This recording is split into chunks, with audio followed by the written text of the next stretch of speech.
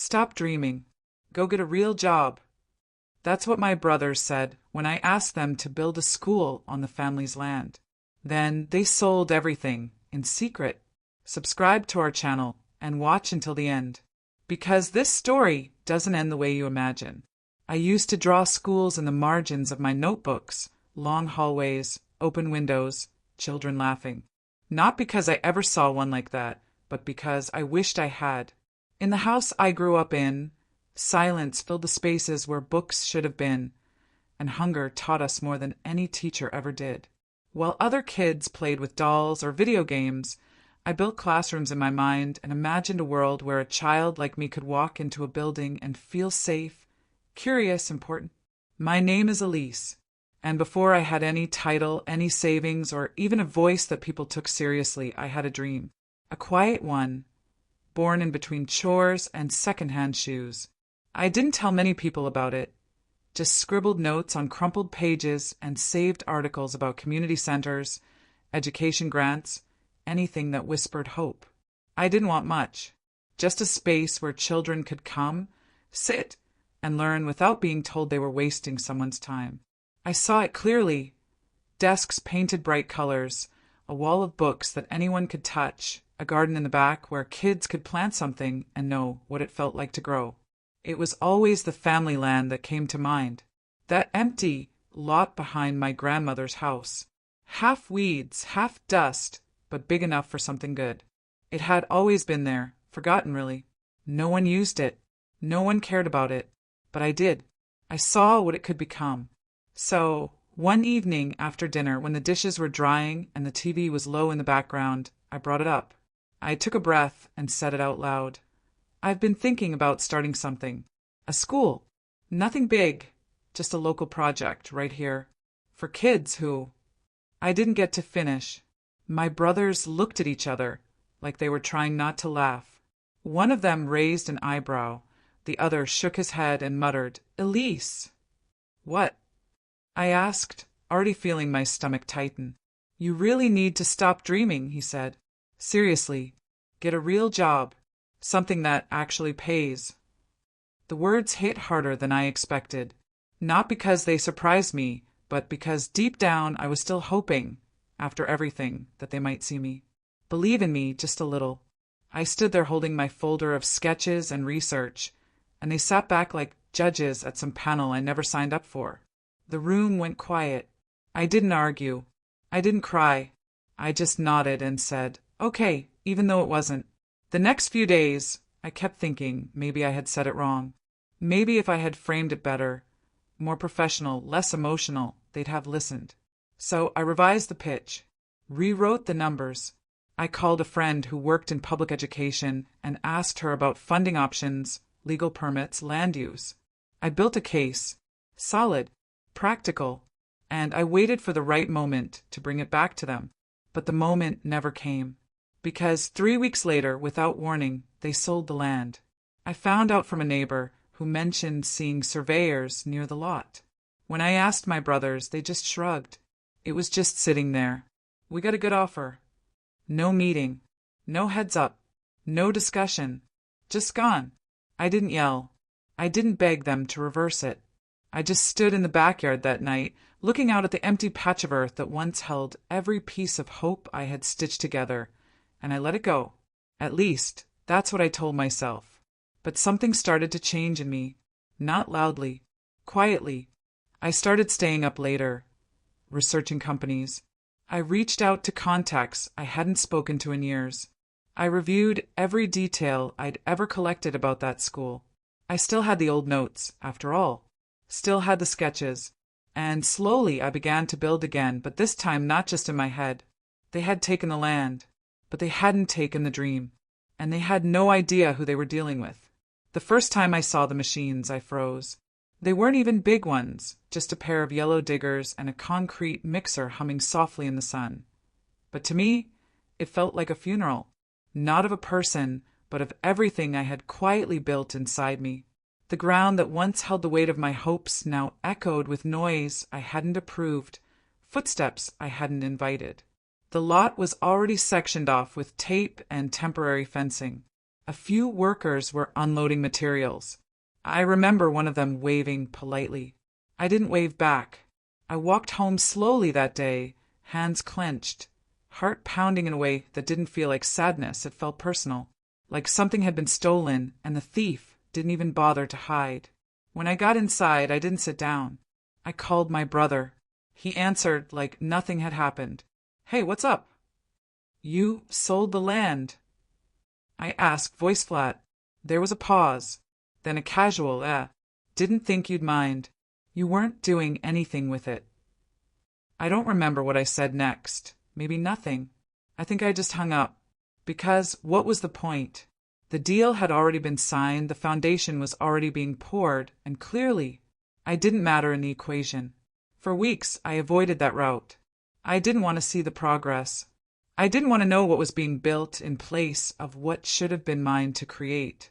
But the city is small, and pain finds its way back to you eventually.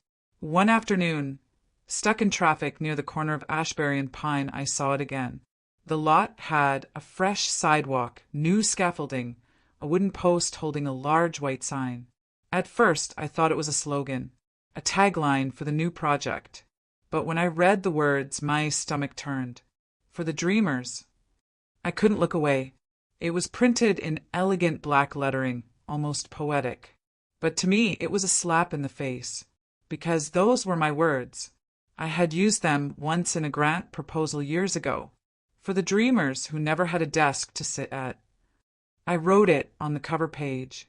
I had spoken those words to my brothers during that dinner, even if they didn't remember. And now they were posted in public on land they sold behind my back, promoting a project I had no part in. I sat there, engine running, watching people pass by that sign as if it meant something pure. But I knew better. I knew that behind the poetry was a sale, a betrayal, and a lesson that I had learned the hard way. Dreams, when spoken too early, become targets. That night, I didn't cry. I did something else. I opened my laptop and reopened a folder I hadn't touched in over a year. Project Root! It was my old school blueprint. Rough, incomplete, but alive. It still had all my notes, floor plans, funding ideas. I stayed up until 3 in the morning reviewing every detail. Then I started writing new ones. I didn't know how yet, or when, or what it would take, but I was going to build it. Not to prove a point, not to get even, but because the dream deserved better than to be buried by people who never believed in it. The next few weeks were a blur.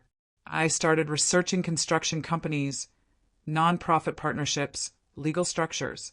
I reached out to a professor I met once at a community conference and asked if she remembered our conversation about alternative schooling models. She did. We had coffee the next day. Every night, I added something to the plan, contacts, budgets, timelines. Every morning, I walked past the construction site and read that sign again. For the dreamers. They had no idea how ironic it was. Then something strange happened. A friend of mine who worked in real estate sent me a listing for a small development firm on the verge of bankruptcy. Local. Quiet. The kind that was just small enough to slip through the cracks unnoticed. She said, "Didn't you say you were looking for a way in?" I looked at the price. It was everything I had saved and more. I'd need a loan, a partner, and probably a miracle. But I couldn't stop thinking about it. Not just because of the opportunity, but because the name of the firm was listed on the corner of that white sign outside the lot. They were the ones managing the construction on the land my brother sold. And suddenly the betrayal had a name, a handle, a door. That same night, I submitted a letter of intent to purchase the company. I looped in a former classmate who had gone into social impact investing. We had one call, then 2. By the end of the month, we had a silent partnership agreement. I wouldn't appear on paper right away, but I'd have control. Just like that, I was back in, and they still had no idea. The first decision I made as silent owner was to halt the current design. It wasn't a school. It was another set of generic office units, clean, marketable, and utterly forgettable. I called an architect I'd admired for years, someone who had once built a children's library out of recycled shipping containers. When I told her what I wanted to do, Scrap the office plans and build something for kids. Something bright and lasting. She didn't ask why. She just said, "Send me the address." That's when it started to feel real again. I walked the lot after hours, when the machines were still and the dust had settled. The ground still looked raw, broken in places, but it felt different now. It wasn't just dirt anymore, it was mine. I stood in the middle of it one evening, imagining where the front gate would go, how the light would hit the windows in the morning, where the garden could grow. And I thought, this is where they told me to stop dreaming. I wanted them to see it. Not just the building, but the message behind it. I didn't want revenge in the loud, messy way people expect it. I didn't want headlines or fights. I just wanted them to know they were wrong. That telling someone to shrink doesn't make them smaller. It just makes you easier to ignore once they grow. So I wrote the sign myself. I sat at my kitchen table with a blank document open, trying to find the words. Not too dramatic, not too soft, just enough to make them pause. And then it came to me, simple and sharp. For the dreamers. The same phrase they had tossed aside now returned like a quiet echo. I sent it to the site team with instructions to print it big, clean, centered on a bright white board. No logos, no explanations, just the phrase and the company name underneath, the name that now belonged to me. It went up the following Monday. I didn't go see it right away. I wanted it to settle in. I wanted the neighborhood to read it first, to start asking questions. I imagined people walking by, wondering what kind of place was coming, what sort of dreamers it was for.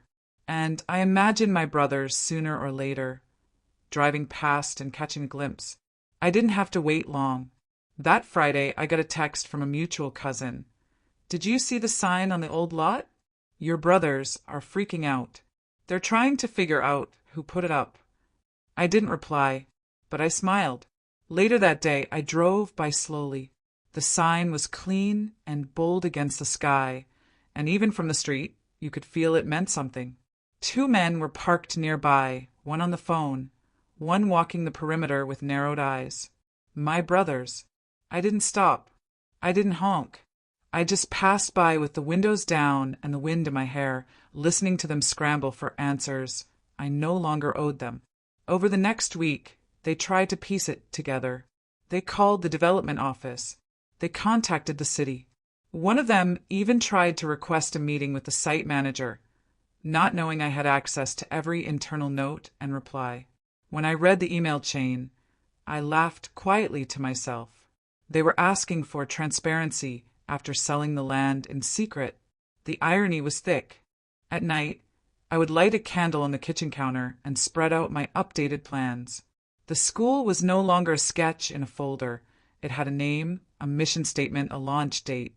Every detail was moving forward, and every time I doubted whether this was the right path, I'd think of that sign, that phrase, what it meant, what it reminded me to become. One afternoon, I got an envelope in the mail. No return address, just my name written in blocky handwriting. Inside was a letter, and signed in the unmistakable tone of one of my brothers. "We saw the sign. What's going on? Why would someone use those words? Is this a coincidence, or is this you?" I didn't answer. Not with a letter, anyway. The real answer would come soon enough. When the foundation was poured, when the walls went up, when the first children ran through the gates with backpacks and messy hair and bright eyes. That would be my reply. Not in ink or speech, but in concrete and breath and laughter. I had once called it Project Root, just a folder on my laptop, maybe a hope. But now it had a home, a name, the Root House, because this wasn't just about a dream anymore. This was about reclaiming the space where someone once told me I didn't belong. It was about planting something where something had been ripped away, about building something strong enough to outlast memory, opinion, and ego. They tried to bury my idea, but I remembered something I read once about seeds. You don't kill a seed by burying it. You just give it a place to grow. After the sign went up, after the whisper started, I made a decision, one I knew would feel unnatural to the old version of me. I chose silence, not the kind that comes from fear or defeat, but the kind you grow into when you realize you don't owe anyone a performance. I didn't post anything. I didn't hint or brag or fish for reactions. I just kept working, step by step, like a woman with nothing to prove and everything to build. There was something liberating in not needing to be seen. While they circled rumors and tried to uncover who was behind the project, I was busy finalizing permits, hiring educators, and choosing paint colors for the classrooms. I took meetings at odd hours, drafted budgets by candlelight, and interviewed retired teachers who had once given up on the system but still had fire in their eyes. These weren't people chasing paychecks, they were builders like me. They understood what it meant to give without applause. The construction site was alive again, but this time it pulsed with a different kind of energy. Every beam that went up, every wire that was laid, felt personal. I'd walk the grounds in the early mornings before the crew arrived, coffee in hand, hair pulled back, jeans still dusty from yesterday. The crew thought I was just some site coordinator, maybe part of the funding board. No one knew I owned it, and I liked it that way. There's power in being underestimated. No one sees you coming until you're already at the top. Meanwhile, my brothers kept digging. One tried to arrange a meeting with the city planner, claiming a concern about zoning changes. Another dropped by the site, pretending to be a curious local. The security guard turned him away, gently. He stood across the street for nearly an hour, just watching. I heard about it from the site manager that evening. He looked like he was searching for something, she said, or someone. I just nodded. Maybe he was. But I wasn't hiding. Not really. I was just done performing for people who never clapped. The truth is, I wasn't angry anymore. Not in the way I used to be. What I felt now was something quieter, something heavier. Not rage, but clarity. My brothers didn't just doubt me, they erased me. They sold that land like I didn't exist, like my ideas were just background noise. And maybe in their minds I was a sister with too many thoughts and too little sense. But what they didn't realize was that silence doesn't mean absence. Some of us grow in quiet places. Some of us bloom when no one's watching. Every time they tried to get close to the truth, I stayed still. Not to be cruel, but because there was nothing left to explain. The moment I started building again, the conversation ended. What would I even say to them? That I made it work without their blessing? That I turned their dismissal into a foundation? That the very dirt they sold became the roots of something unshakable? They wouldn't hear it anyway. Not really. So I kept going. I started drafting the scholarship program. The school would be free, of course, but I wanted to offer mentorships, hot meals, transportation. I reached out to local artists, asking if they'd contribute murals for the hallways. Most said yes before I finished the pitch. Turns out, a lot of people had been waiting for someone to start something real.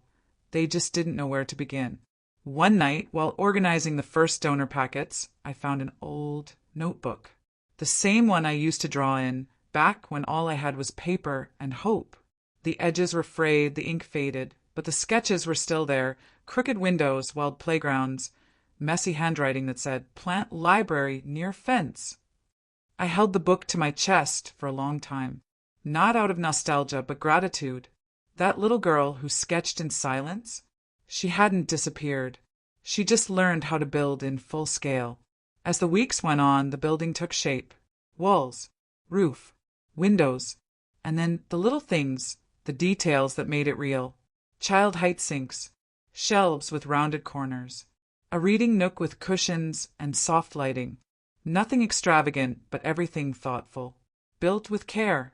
Built with love, built with purpose. The site crew began to change how they looked at me. One asked if I'd been with the company long. Another called me boss by accident, then laughed it off. I never corrected them. Not because I wanted to hide, but because my title didn't matter. The work did. The place we were building did. And slowly, word started to spread. Neighbors began to ask questions. Parents from the area stopped by, curious about enrollment. Local press reached out, hoping for an inside scoop. I turned them down for now. Not because I didn't want the story told, but because I wanted it finished first. I wasn't interested in headlines that celebrated potential.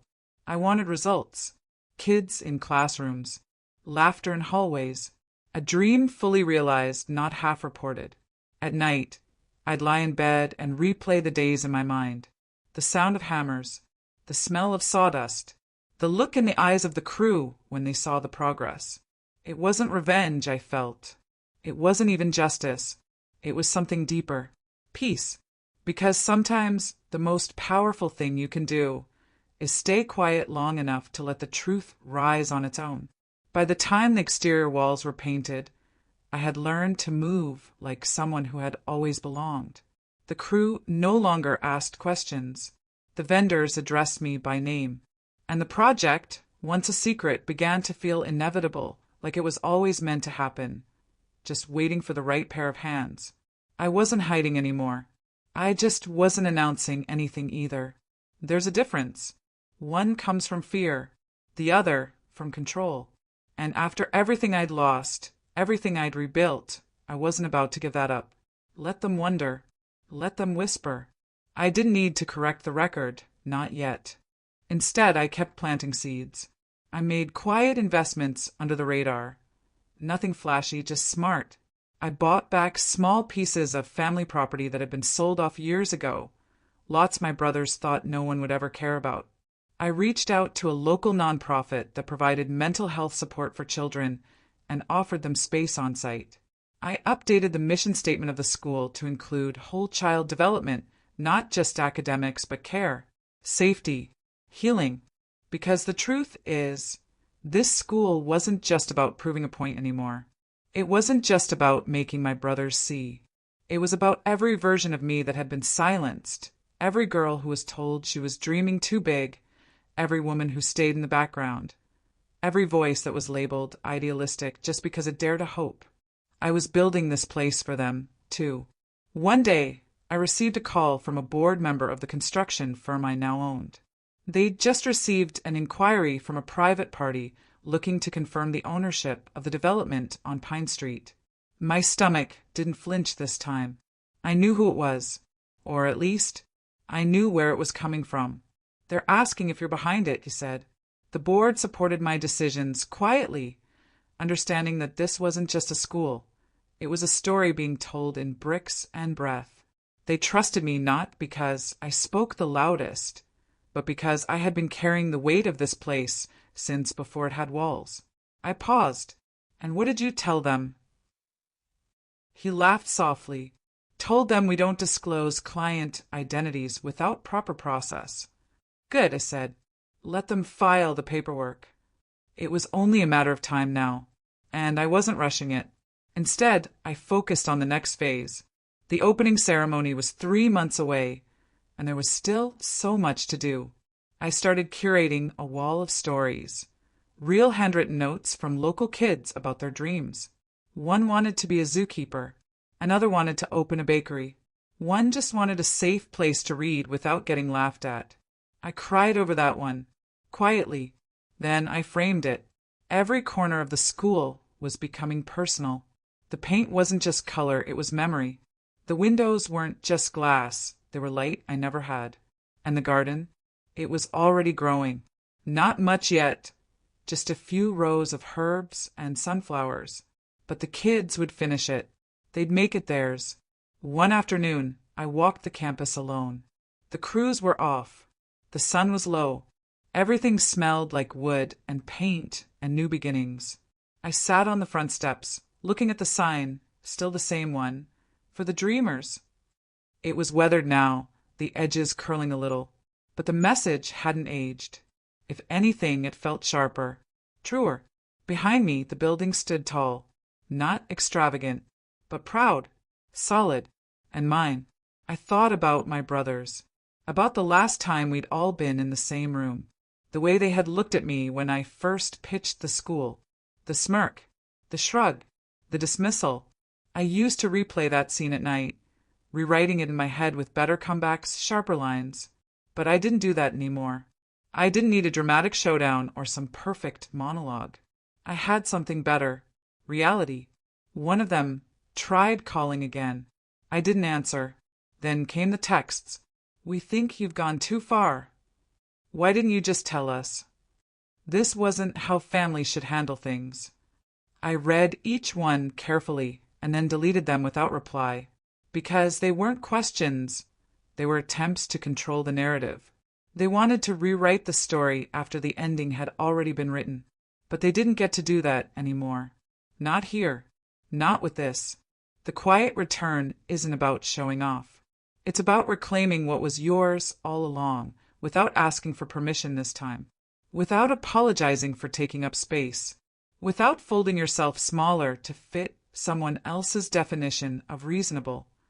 I used to dream about that land like it was a fantasy, too big, too bold, too far from what I thought I deserved. But now I walk through the halls and realize it was never too much. It was always the minimum, the baseline of what should have been offered to kids like me from the start. And now it finally would be. There's something poetic about walking back into a place where you were once silenced and hearing your own footsteps louder than ever. That's what this was. My return. Not with trumpets. Not with revenge. But with blueprints, with bookshelves, with classrooms full of light. And the best part? They still didn't know what was coming next. The site went quiet for a few days after the redesign was approved. Permits needed revising. Crews had to be reassigned, materials reordered. To the outside world, it may have looked like the project had stalled. But I knew better. That silence wasn't failure. It was preparation, a breath before something new. When the work resumed, it was different. Everything moved with intention now. The foundation was remeasured, the walls realigned, the layout flipped to accommodate wider halls, more sunlight. What was once a generic development had become a blueprint for something living. I walked the site every morning before the first truck pulled in. Sometimes I'd just stand there with my hands in my pockets, watching the skeleton of the school rise out of the ground, piece by piece, as if it had been waiting all along to take shape. None of the neighbors knew what was being built yet. A few asked. I smiled and said it was an educational project. That was enough for most of them, but a few recognized something in my tone, something softer, quieter, but deeply certain. And those were the ones who brought food for the workers, or dropped off books they thought we might need later. People know when something good is being built. They just do. The sign stayed. For the dreamers. Weathered now, sun faded at the edges, but more powerful than ever. I watched people stop to read it, some even taking photos. I overheard a little girl ask her mother, "Is that for me?" Her mother nodded without hesitation. "Yes, baby, it is." I had to turn away before they saw my face. Meanwhile, the curiosity from my brothers grew louder. They were still trying to figure out what was really going on. They asked around, sent messages through old friends, even called people I hadn't spoken to in years. Their questions weren't about the school itself. They were about who was behind it, who had the nerve to take that land and turn it into something they hadn't authorized. And still I said nothing. Let them dig. Let them circle the perimeter. I was too busy choosing paint colors for the reading room, testing soft flooring for the toddler space, designing a quiet corner where kids who felt overwhelmed could go breathe and reset. I was building something they'd never understand because they'd never needed a space like this. But I had, and so had every child like me. The design team installed a skylight over the central hallway. When the sunlight hit just right in the afternoon, the light spilled over the floor like water. One of the crew members looked up and said, "This doesn't feel like a school. It feels like something sacred." I smiled because that's exactly what it was. Not just a place to learn, but a place to be seen, to feel safe, to belong. The garden was next. I brought in soil from a local nursery and asked the team to shape the beds in circles, like rings growing outward. We planted rosemary, thyme, sunflowers, and mint. A small fig tree went in at the back, barely 3 feet tall, but already stretching upward like it knew this place was different. By this point, the team had stopped questioning my role. They didn't ask if I was just a coordinator or a consultant. They took direction from me without hesitation, because by then it was clear I was the one holding the vision. I wasn't just funding it, I was shaping it. Every nail, every tile, every detail had passed through my hands. And as the walls rose higher, so did the tension around me.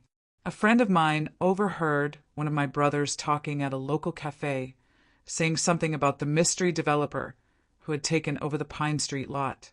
"Someone's got an agenda," he said. "There's a message behind that sign. I just don't know what it is yet." I almost laughed when she told me. The message had been there all along. He just wasn't ready to read it. The irony is, they could have been part of it. Not the school, maybe, but the journey, the legacy, the rebuilding. But they sold me out before I ever had the chance to prove I was worth listening to. And now, every foot of framing, every book ordered, every stone laid became my reply. Not in anger, but in precision. And every day that passed, the project stopped looking like a construction site and started looking like a school. The way the halls curved gently, the way the classrooms had corner nooks for reading, the way we carved space for art, music, rest. There was a softness in the architecture, not weak, welcoming. At dusk, when the workers had packed up and the noise faded, I'd walk through the empty rooms with nothing but the sound of gravel under my shoes. I'd run my hand along the walls, picture the laughter, the mess, the life it would soon hold. And then I'd step outside, sit on the front step, and look out across the street. Sometimes people passed by, sometimes they didn't. But every now and then, I'd see a car slow down, pause by the sign, and move on. And I knew they were trying to understand. Who did this? Why here? Why now? I didn't wave. I didn't step forward, because the answer wasn't ready yet. But it was coming. The invitations went out exactly 30 days before the opening. Hand-delivered, each one wrapped in a small envelope with no logo, no slogan. Just the name of the school embossed in gold, the Root House. No slogans, no speeches, just a single line inside. Opening day, you're welcome to witness what grew here. I didn't send one to my brothers. I didn't need to. By then, word had already made its way through the neighborhood. Parents were talking. Community leaders were posting photos of the construction. A few local blogs had picked up the story. An anonymous benefactor turns vacant lot into sanctuary for underprivileged youth. I didn't confirm anything, but I didn't deny it either. That was part of the poetry. Let them come to their own conclusions. And they did. 3 days before the event, one of them left a voicemail. His voice was casual, too casual, like someone pretending not to be nervous. "Hey, just wanted to see how you're doing. Heard about the school thing. Looks big. Maybe we could catch up sometime." I didn't return the call, not because I was bitter, but because I had work to finish. I was overseeing the mural in the east hallway, helping volunteers assemble the last bookshelves, finalizing the welcome kits for the first batch of students. There were 1,000 moving parts, and none of them required me to explain myself to people who never listened when it mattered. The morning of the opening, I arrived early. The sun was low, casting long shadows across the walkway. The sign out front had been replaced, no longer just for the dreamers. Now it read, "The Root House, a place to grow." And below that, in small lettering, "Founded by Elise Marlowe." It was the first time my name had appeared publicly. I stood there for a moment, staring at it, not because I needed validation, but because I needed to remember. This land, this building, this dream, it all started in silence, in drawings, in rejection, in nights when I almost believed they were right about me. And now it stood solid, bright, unshakable. By the time the guests began arriving, the courtyard was lined with flowers donated by a local nursery. There were no balloons, no cameras, just music playing softly and volunteers guiding families toward the entrance. I wore a simple dress, no podium, no speech prepared. I just wanted to be present, to watch, to feel it. That's when I saw them. My brothers stood just beyond the sidewalk, dressed too formally, like they couldn't decide if they were guests or outsiders. One of them had his arms crossed. The other kept checking his phone. Neither had the confidence they used to wear so easily. They didn't approach right away. They just stared at the building, at the sign, at me. And I didn't move. I waited until a group of parents walked through the gates, holding their children's hands, pointing out the art on the windows and the garden near the fence. I waited until laughter filled the air, until the hum of something living overtook the silence between us. Then I nodded. Just a nod. No wave. No smile. Just a quiet acknowledgement. And they walked in. They made their way slowly, scanning the space like they didn't quite believe it was real. One of them paused in front of the dedication wall, reading the names of the staff, the mission statement etched in glass. When he reached the final line, built on the dream they said was too big, his mouth tightened. They didn't say anything. Not to me. Not then. But I watched their eyes trace the hallways, the books, the tiny handprints on the welcome wall from the first group of students who had visited early. I watched them see it, not just the building, but the proof that I hadn't just dreamed. I'd done it. Later, as the courtyard emptied and the day began to fade, I sat on the same steps where I used to imagine it all. The door behind me was propped open. The wind carried the smell of fresh paint and warm paper, and I heard footsteps. He sat beside me. I didn't know, my oldest brother said quietly. I know, I replied. A long pause stretched between us. He looked down at his hands. You could have told us. I exhaled slowly. I did. You laughed. He didn't argue, just nodded, the weight of it finally settling on him. I never thought you'd actually do it, he said. I know. Another silence. Then he asked, why the sign? Why those words? I looked out toward the street, where the wind tugged gently at the corners of the welcome banner. And I said, because you told me to stop dreaming. I just wanted you to know I didn't. He didn't answer. He didn't have to. He stood, gave one last glance toward the school and walked away. And I stayed, because the truth is, this place wasn't for them. It never was. It was for every quiet voice that refused to disappear, every dream that was buried too soon, every girl who was told she was reaching too high. And now that it was real, I wasn't going anywhere. After the opening, things moved fast. Parents started calling before the week was over. Local teachers dropped off resumes without being asked. Volunteers showed up on Saturday morning with gloves and snacks, ready to help wherever they could. The garden grew.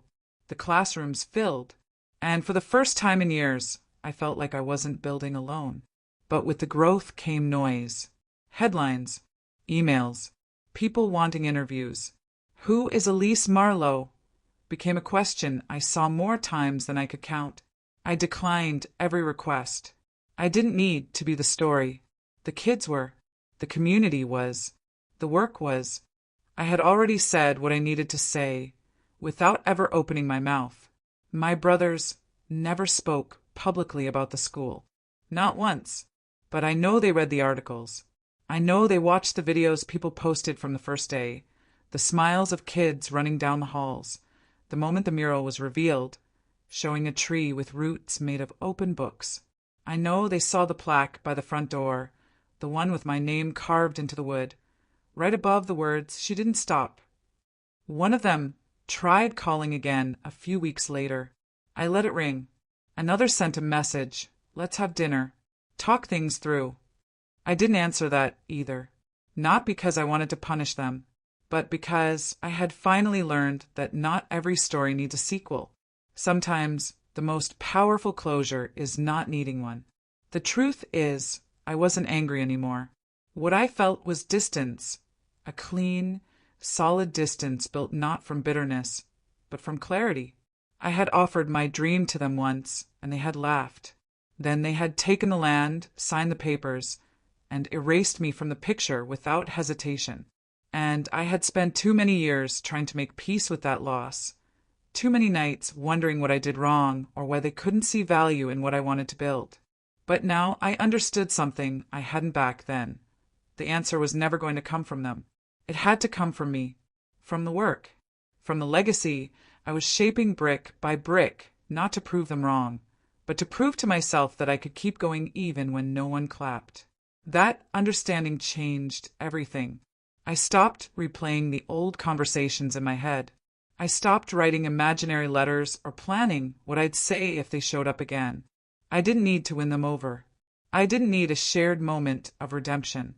What I needed was already mine, a building full of life, a path I paved with my own hands, and a story that belonged only to me. And the funny part? The more I focused on the school, the less I thought about revenge. The less I needed it. Because watching kids learn, seeing a mother hug her child at the front gate, hearing the buzz of voices echoing through the hallways, that healed something in me that no apology ever could. Still, they tried to come back in quiet ways. A donation offer through a third party, an anonymous envelope with a check and no signature, a message passed through a cousin asking if they could at least help with supplies. But I didn't cash the check. I didn't respond to the offers, because this place wasn't theirs to step into halfway. It wasn't theirs to fix. It wasn't broken. I wasn't broken. The answer had never been in confrontation or explanation or getting even. The answer had always been to keep building, to keep showing up, to do the work, to plant the garden anyway, even if they poured concrete where your heart used to be. So that's what I did. Each day brought something new. A child who finally said their first full sentence, a teacher who used to feel forgotten, now leading a room with confidence, a group of kids huddled around a math puzzle like it was the most exciting thing they'd seen all day. And at the center of it all, I stood quietly, no longer needing anyone to see me to feel seen.